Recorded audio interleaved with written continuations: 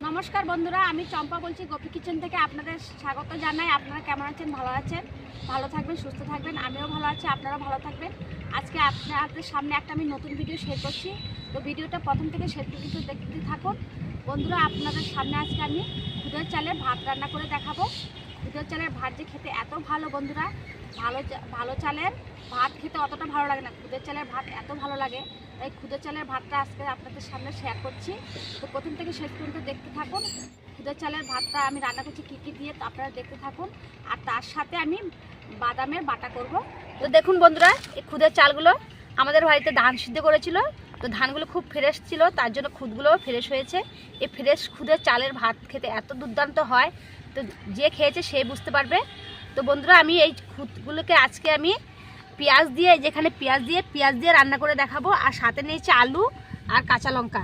তো দেখতে থাকুন কি করে রান্না করি। উনানে আমি আঁচটা ধরিয়ে নিই, তারপরে আপনাদের দেখাবো। তো বন্ধুরা দেখুন, এই যে খুদগুলোকে আমি আগে থেকে ধুয়ে রেখেছি। ভিডিও করার আগের থেকে আমি ধুয়ে এনেছি। একা মানুষ একা হাতে পারি না, এর জন্য আগের থেকে ভিডিও করার আগের থেকে আমি সব কিছু ধুয়ে রেডি করে এনেছি। এদিক দিয়ে আঁচ ধরিয়ে দিয়েছি। আর এখন কড়াইয়ের মধ্যে তেল দেবো। তো কড়াইয়ের মধ্যে দিয়ে দেবো তেল, দুটো শুকনো লঙ্কা, একটু তেজপাতা, আর দিয়ে দেবো কালি জিরে। এখন দিয়ে দেবো পেঁয়াজ কুচি। পেঁয়াজগুলোকে একটু হালকা ভেজে নেব।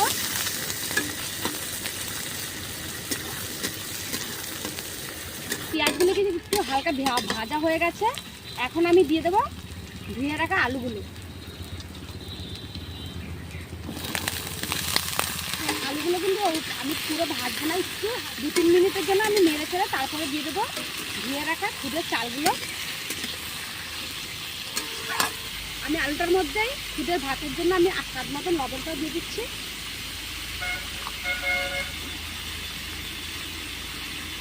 স্বাদ অনুসারে আমি একটু লবণটা দিয়ে দিচ্ছি, প্রায় এই চামচটা দিয়ে 2.5 চামচ। খুদের চালে ভাতটার মধ্যে লবণটা দিলে আর মাথার মধ্যে লবণটা দিতে হয় না। ভাত যখন আমরা খাবো তখন আর লবণ দিতে হবে না। তো বন্ধুরা, আমি তো খুদের চালের মধ্যে তেজপাতা আর শুকনো লঙ্কা আর কালি জিরে দিয়ে ফোড়নটা দিয়েছি। এটা খুদের ভাত খেতে খুব সুন্দর সেন্ট আসবে, আর খুদের ভাতটা খেতেও ভালো লাগবে।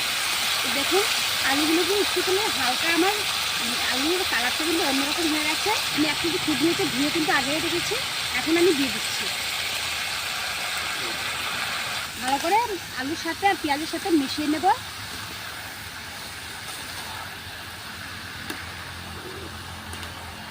প্রায় 2 মিনিট আমি ভালো করে পেঁয়াজ আলুর সাথে খুদগুলোকে মিশিয়ে নেব।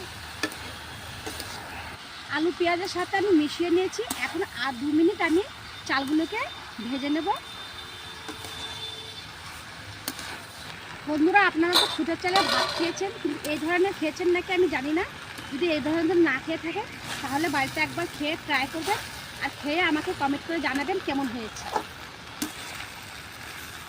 2 মিনিট আমি চালগুলোকে ভেজে নিয়েছি তেলের সাথে। এখন আমি দিয়ে দেবো জল, আমার মতো জল দেবো, যাতে জলও শুকিয়ে যায় আর আমার খুদের ভাতটাও হয়ে যায়।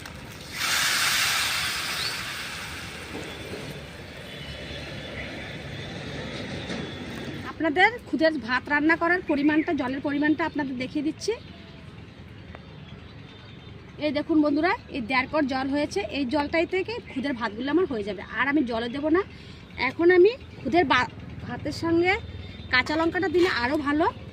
কাঁচা লঙ্কাটা খুদের ভাতের সাথে মেখে খেলে খুবই ভালো লাগে, তার জন্য আমি কয়েকটা কাঁচা লঙ্কা দিয়ে দিচ্ছি। আমি যে খুদের ভাতের সাথে বাদামের বাটা করব, তার জন্য আমি এই 3টে রসুন দিয়ে দেবো ভাতের মধ্যে। ভাতটার মধ্যে রসুনটাও সিদ্ধ হয়ে যাবে। এই সিদ্ধ রসুনটা দিয়ে আমি বাদামের বাটাটা করব। জাল দিতে থাকবো যতক্ষণ খুদের ভাতটা না হচ্ছে। আর খুদের ভাতটা যখন ফেনা চলে আসবে তখন আপনি অত জাল দিতে হবে না, মিডিয়াম জাল দিলেই খুদের ভাতটা খুব মুড়ে মুড়ে হবে, আর ভাতটা পুড়বেও না তলা দিয়ে, আর খুব সুন্দর করে হবে। দেখুন বন্ধুরা, খুদের ভাতটা ফেনা চলে এসছে। একটু আমি ভালো করে ভাতটা নেড়ে চেড়ে দেবো। তলাগুলো উপরে করে দেবো, ওপরগুলো নিচে করে দেবো।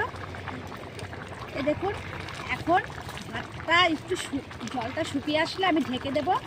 ঢেকে দিয়ে আমি আর জাল দেবো না। এই আজেই ভাতটা পুরো সুন্দর ঝরঝরা হয়ে শুকিয়ে যাবে, জলটাও শুকিয়ে যাবে আর ভাতটা পুরো ঝরঝরা হয়ে যাবে। তো বন্ধুরা এই পরিমাণে জলটা আপনারা দেবেন, তাহলে জলটা শুকিয়ে ভাতটাও ঝরঝরা থাকবে, ঢিল্লা হবে।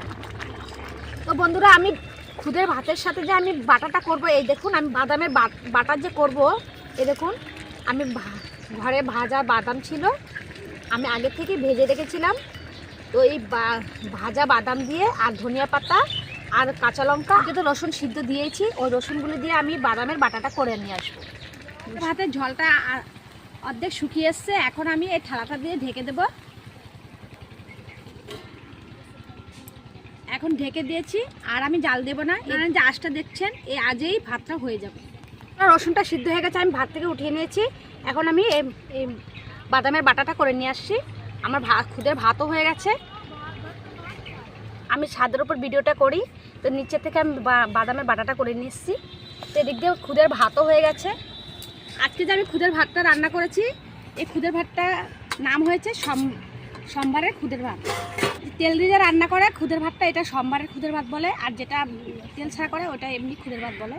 তো দেখুন খুদের ভাতটা কত ঝরঝরা হয়েছে, এই দেখুন আমার ভাতও হয়ে গেছে, দেখুন দেখুন। এখন খুদের ভাতগুলো খেয়ে দেখি কিরকম টেস্টি হয়েছে।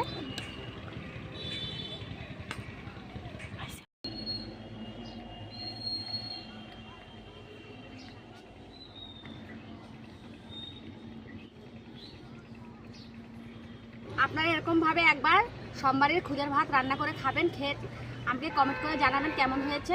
খুবই টেস্টি হয়েছে, আপনারা না খেলে বিশ্বাস করবেন না। আপনারা একবার বাড়িতে খান, খেয়ে আমাকে কমেন্ট করে জানান। তো আপনারা আমার ভিডিওটা আপনাদের ভালো লেগে থাকলে আমার চ্যানেলটি আপনারা সাবস্ক্রাইব করবেন, লাইক করবেন, শেয়ার করবেন, আর নিত্য নতুন রেসিপি দেখার জন্য আমার পাশে থাকবেন। আবার চলে আসবো একটা নতুন ভিডিও নিয়ে। আপনারা ভালো থাকবেন, সুস্থ থাকবেন। নমস্কার।